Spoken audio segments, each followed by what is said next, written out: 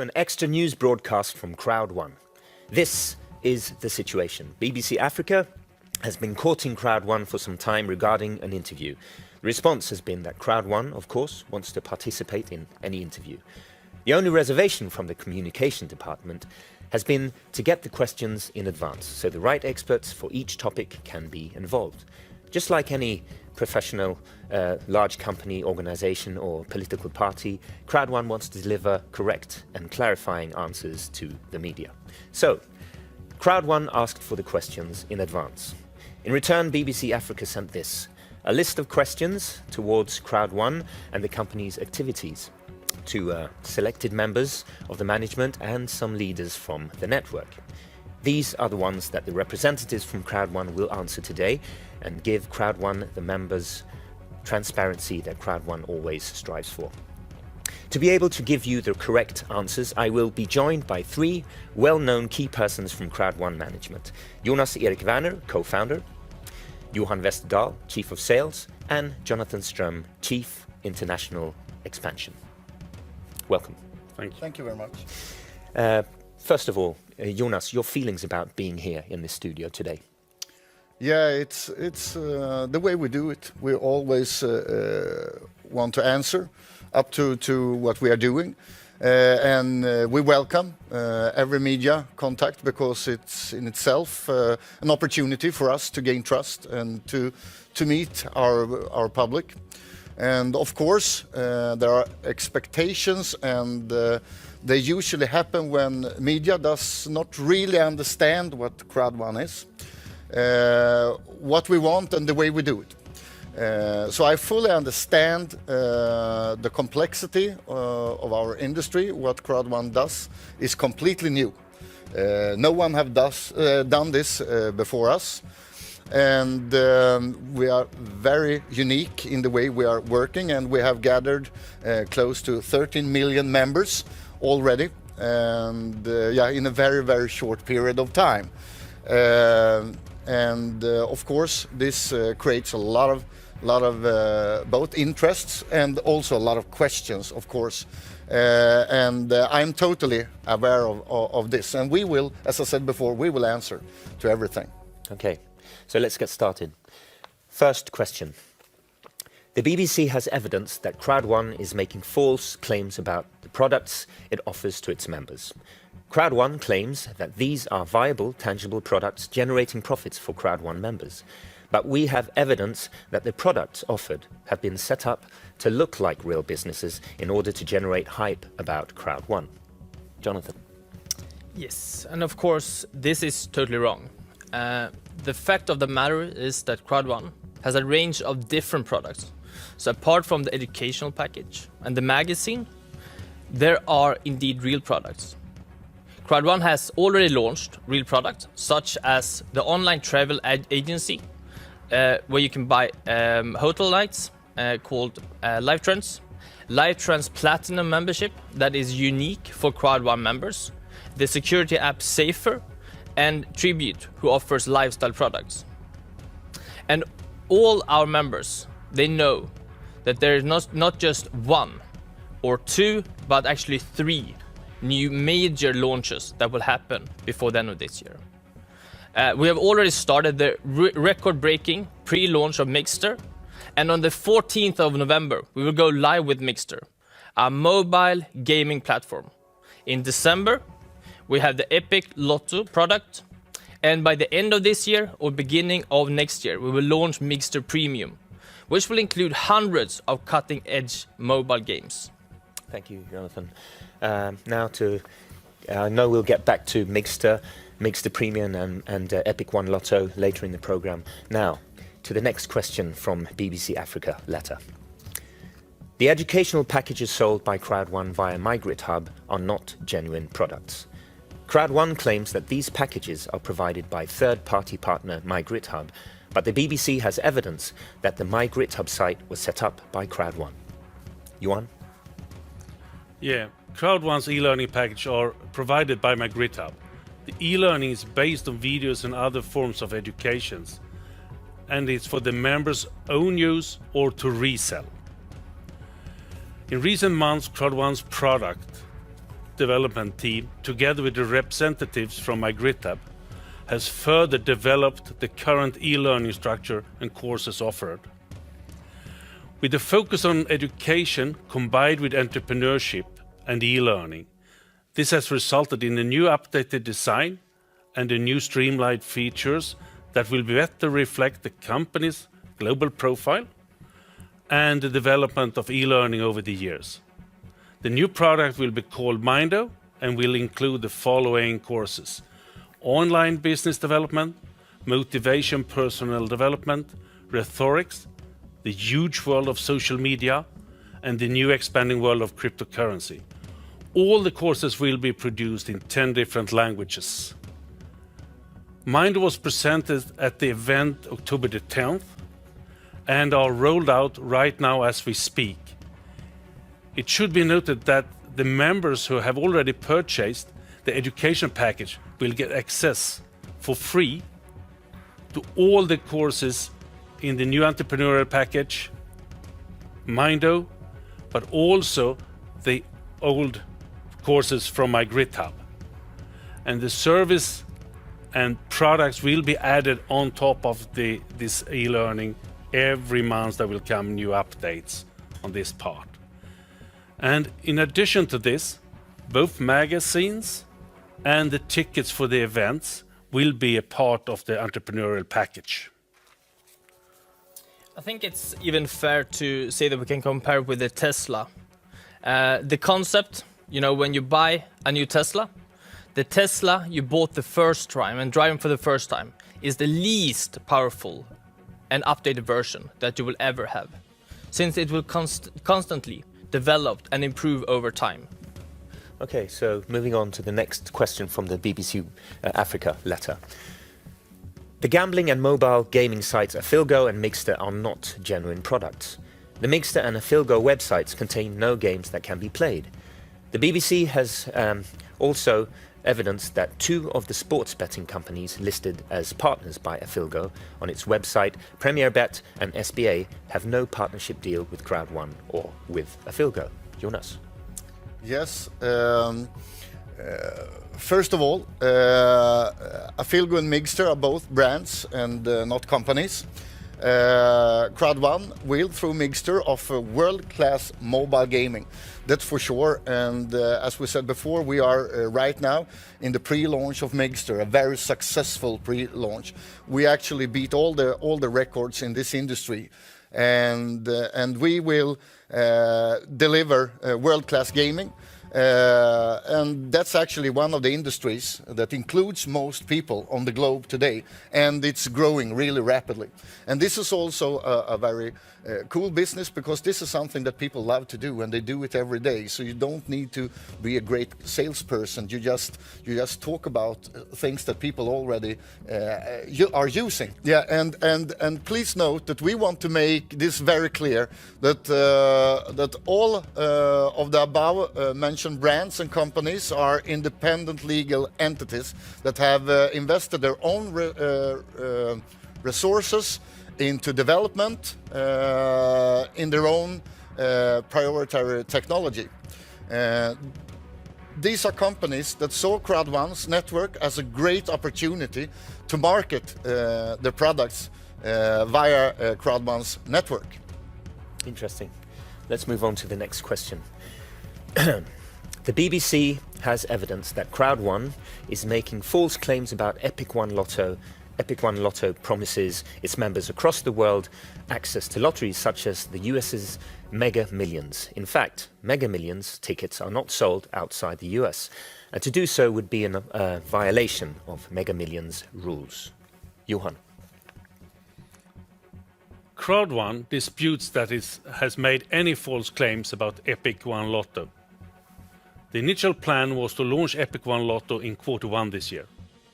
As you all know, there was something unpredictable that happened.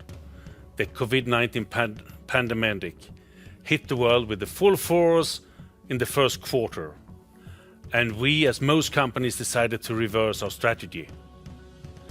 Epic One Lotto operates as a ticket messages service, also known as a ticket courier service. A solution where third-party companies legally purchase lottery tickets locally on behalf of people not located there. With this said, we are not violating any kind of rules or regulations.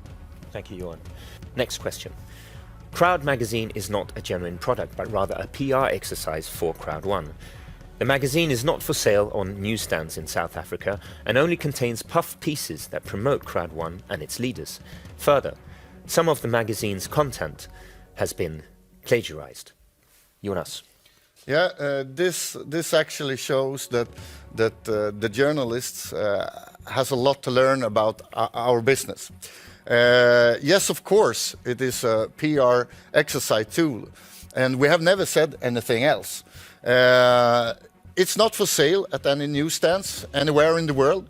It's a magazine for our network and our members. It's a tool because we believe that the best way is to combine the new world of internet and technology with the old world that all of us know. The feeling of having the paper in the hands when you show the business, and a really good way to actually understand the business. So that's why we have the magazine. And for your information and for the information to everybody, the content of Crowd1 magazine is partly produced by Crowd1, actually most of it, and some of it we have been purchased.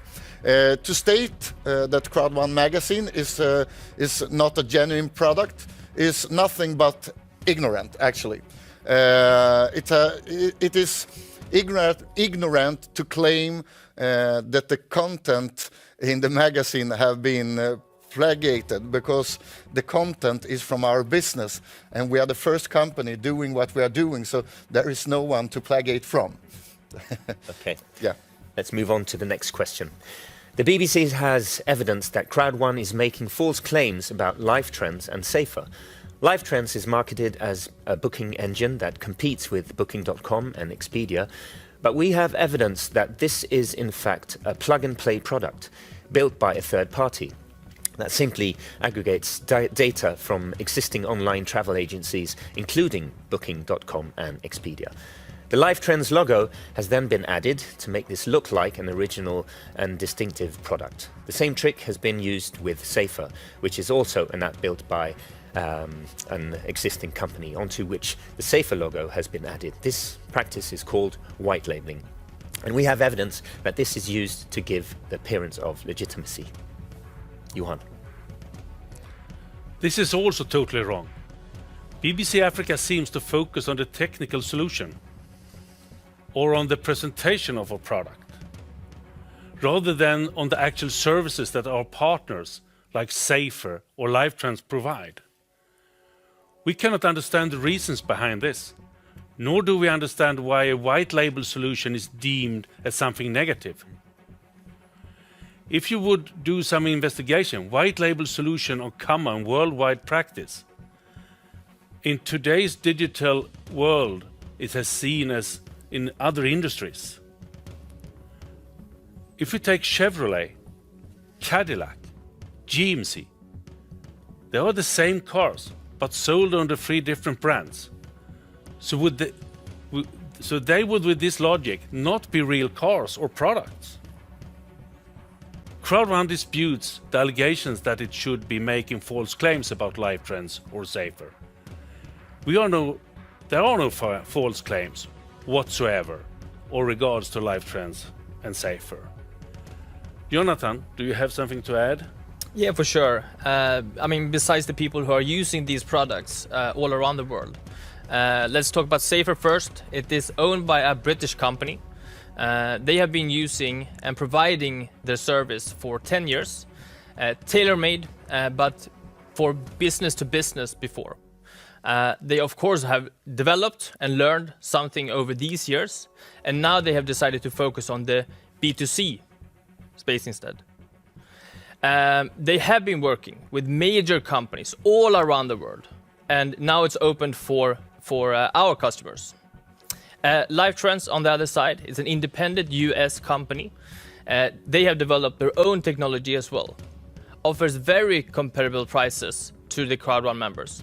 And that is the sole purpose of the whole product. Thank you, Jonathan. So now let's listen to what Lifetrend's founder and CEO is saying about this statement. Yeah, so the Lifetrends product is a fantastic product. It is being used globally. The platform from which it's built has been in service for over 5 years and spans across many countries around the globe.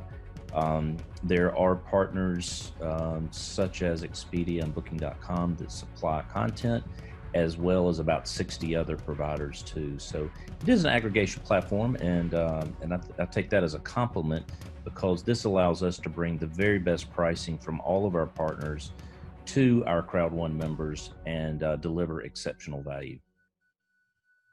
And just to add to that, when we're talking about a white label, here in the United States, myself as a company owner, we've used white label products forever. There's nothing wrong with a white label solution. It provides a way for somebody to have access to something they otherwise wouldn't have access to. And again, it doesn't affect the ability to deliver a true value, a true service, a true benefit to the end user. And that's what it's really all about. And as far as what we've done with Crowd1, we're very proud to be a part of it, because we feel like we're bringing the types of products that are very, very exciting to their base of members, and we're continuing to expand that. For example, right now we're looking at an educational curriculum product for all the members of Crowd1, just as we've done with the travel. Again, these products are designed to serve and benefit the members, and they're doing that because it's giving them true value, and that's what Crowd1's really about. Thank you, Mark and Mike, for your insights on that subject. Comments on the video? The Lifetrend product is a really really great product. You can actually compare it to like hotels.com or whatever, and it's important for journalists and for media to understand that the product we are launching includes hundreds of thousands of products within the product. So we're actually launching more things than any other company in our industry have done before us, and we have just started. Thank you for clarifying. Okay, next question. The BBC has evidence that the primary means by which Crowd1 makes money is the recruitment of new members. Johan? Yeah, this is absolutely false information. First of all, it does not cost anything to become a member of Crowd1, and there is also no recurring monthly cost to be a member in Crowd1. Crowd1 do not offer any investment opportunity like when buying stocks, where it's possible to be passive and hope that the value will increase. Income for a Crowd1 affiliate partner is based solely on the successful recommendation of products and services. As with any business, the income and success at Crowd1 is not guaranteed, but mainly depends on the efforts and goals of each individual member. It's very simple. We work like most multinational companies with some form of incentive for existing customers to recommend and to attract new customers to them. For instance, offering them discount and other types of beneficial rewards. We have a strong crowd and passionate employees in the company who are all very enthusiastic about the company's vision. Thank you, Johan. So moving on to the next question. Our program is also likely to state that Crowd1 has been the subject of investor warnings or has been banned by authorities in Paraguay, New Zealand, the Philippines, Vietnam, Mauritius, Burundi, Namibia, Gabon and Ivory Coast. Financial regulators in South Africa have also issued warnings against Crowd1 and have said they are investigating the company. Jonathan, any comments? Yes, for sure. This is incorrect. The investor warnings that have been issued are based on incorrect presumptions. As mentioned before by Johan, Crowd1 is not an investment opportunity and is not selling any financial services or products. Crowd1 is merely an online networking company that sells third-party products and services. In our terms and conditions, as well as in our back office, it's clearly stated what we are and what we're not. And if someone should communicate about Crowd1 in the wrong way, our compliance team are there to take actions against those ones as well. Thank you, Jonathan. We're getting close to the end, but first, one last question from the BBC Africa letter. Our programme is also likely to include an allegation that Crowd1 is deliberately targeting people in low and middle income countries, including many people who are poor and living in desperate circumstances. The report points out that the money invested by these poor people has contributed to the extravagant personal wealth displayed by Crowd1's leaders. Jonathan? Of course, this is not true. Crowd1 is a global online networking company. We are operating over the borders in different cultures. We're giving people the platform and the opportunity to create a long-term and sustainable business. There are no adjustments in the compensation plan for any country or region. It is equal where you live and where you work, globally. We address and reward all our members the same, regardless of their nationality or ethnic backgrounds. Okay, thank you for clarifying and answering these questions. Thank you all for watching. I think that's a wrap, and hope to see you very soon again.